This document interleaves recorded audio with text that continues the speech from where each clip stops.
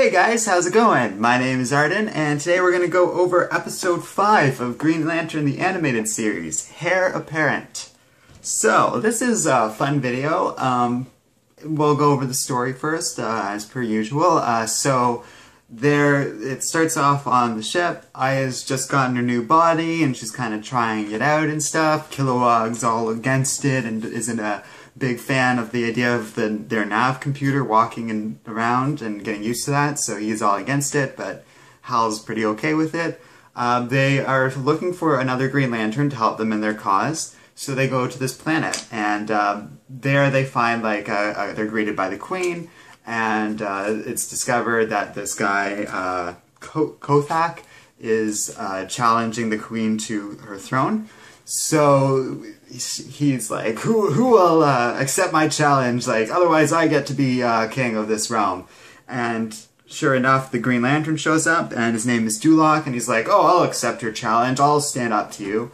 So the next day, they're about to have their big fight, and like whoever wins will get the Queen's hand in marriage and become king.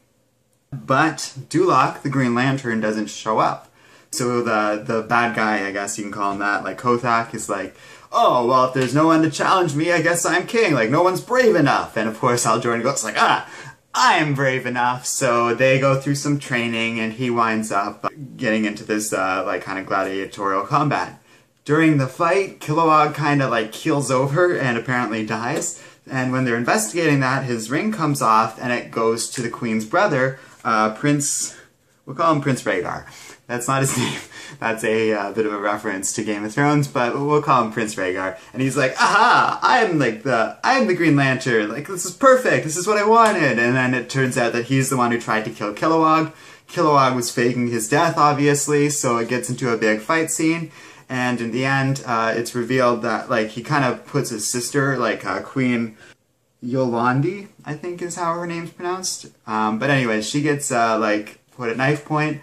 But she has Dulok's old ring, so she becomes a Green Lantern, helps them fight off the Prince Rhaegar and the guards he paid off. The other guy, the asshole, Kothak, is like, oh, okay, well, you're a real warrior, and you've kind of just proven yourself to me, so I'll just serve you, and you can be our queen. We don't need a king. And basically with that, she stays behind. She is a Green Lantern now, but she can't leave her people, so they just kind of wish her well and leave. So that's pretty much the story. Sorry about it being stumbly. I did just watch it. I don't know why I had trouble remembering all of it, but it's kind of just a pretty straightforward plot line. When it started unraveling, I was like, oh god, it's one of these stories where for some reason this alien planet has this whole feudalism system, and there's people challenging for the throne, and it's just gonna end up being a duel between Hal Jordan and that Kothak guy. Sorry, I had to write down all the alien names because there were too many, and I couldn't get them all in my head, and I already screwed up the prince's name. So, whatever. The story actually does challenge that a bit, and it's, once again, it defies expectations, so it was really kind of cool to have the Queen wind up getting her own powers and serving on her own. The way they were kind of setting it up in this story was that if Hal won, he was going to let her do that, but I find it much better that the Queen kind of won her own sovereignty based on her own merits. And the alleged villain, I guess you could call him, Kothak, the guy who was set up to be the villain and who you thought was going to be the one who murdered Dulok, is actually a pretty decent guy. He stopped fighting Hal when Kilowog almost died, and he just totally agreed to work with the Queen once he realized that she was competent. So that was really cool too, and the villain ended up being the prince who looks up to the Green Lanterns and stuff like that, and was perfectly willing to murder one of them, two of them really. So that's a really kind of a neat way to defy expectations. The show does have a habit of doing that, which is really awesome. So they don't just, even though it's a kids show, they don't go for the cliched kids show plot lines. They do change things up a little bit, just a bit, but enough to make it kind of its own thing, which is great. I love that. This is, once again, I really like the voice cast. It wasn't anyone particularly new. Tara Strong voiced Iolande, which is really neat. I like her. She's been in a lot of stuff. She's been in Drawn Together. She was the voice of Raven in Teen Titans. Her voice is everywhere, and she's really talented. Kevin Michael Richardson, who voiced Kilowog, also voiced Dulok, and he did a great job at both of them.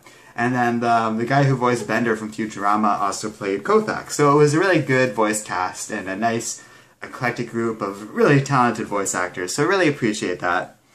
My favorite line in the show is, "Everyone lives happily ever after. Booyah." And that was just Hal Jordan's like little plan. And I don't know, his delivery of that was so like low-key and perfect. I just adored it. It's a little dated. Hal Jordan came across as really dated in this video. Like, he kisses the Queen's hand and like has this really cheesy line about how her name sounds like a waterfall. He feels like he's been transplanted out of the 1950s Earth, like not just our Earth, but that's only happened in this episode. I don't think it's a habit, it's just some weird quirk of their writing for this particular episode, so it's fine.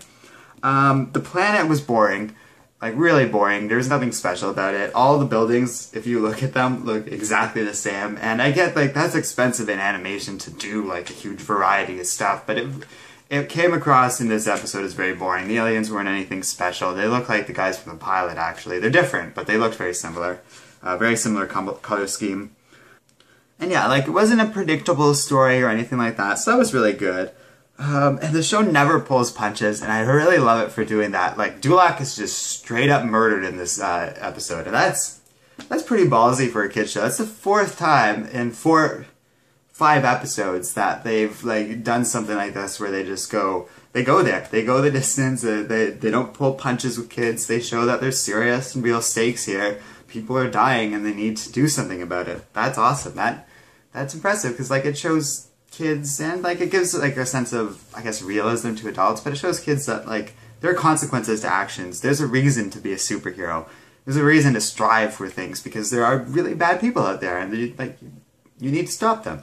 And like that's great little message to send to kids. Yeah, it was predictable that Kilowog like died, but obviously he wasn't really dead. But again, like, it wasn't that big a deal. I don't understand why they jousted in this episode. Like, Hal Jordan actually gets into a suit of armor at one point. They're on these hover bikes, but they have lances and they're jousting.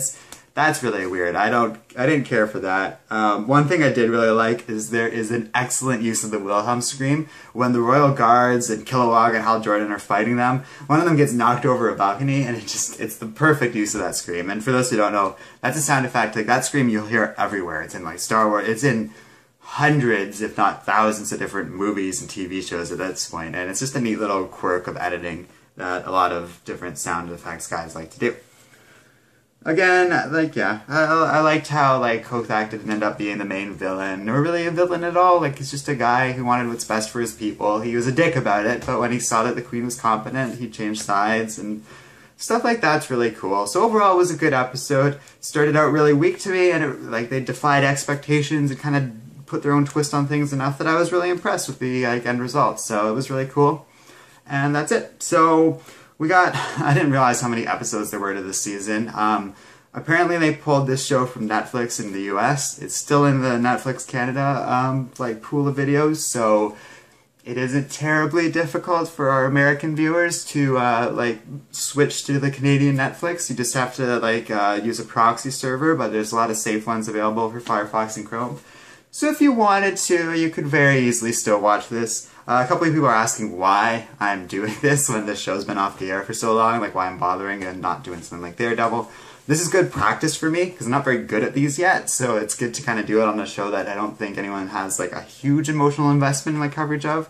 I will be covering Daredevil on Media Madness this Thursday, actually, so that'll be kind of cool over at Comic Frontline.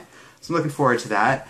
And otherwise, I just want to practice it. After this, I think I'm going to go do Young Justice. So we're going to do another off-air television show, cartoon, kind of for kids, but I think people are going to be really excited for that, and I've gotten a few requests to also do Young Justice for this, so that's the plan after we get through these episodes. So you can keep looking forward to these. I'll kind of try and do these pretty quick, get them out of the way. And yeah, other than that, I'm working on a really cool video for Daredevil. We also just posted the top 10 best superheroes as decided by our fans. So you can find that video on our channel, and otherwise don't forget to like, subscribe, and keep reading comics.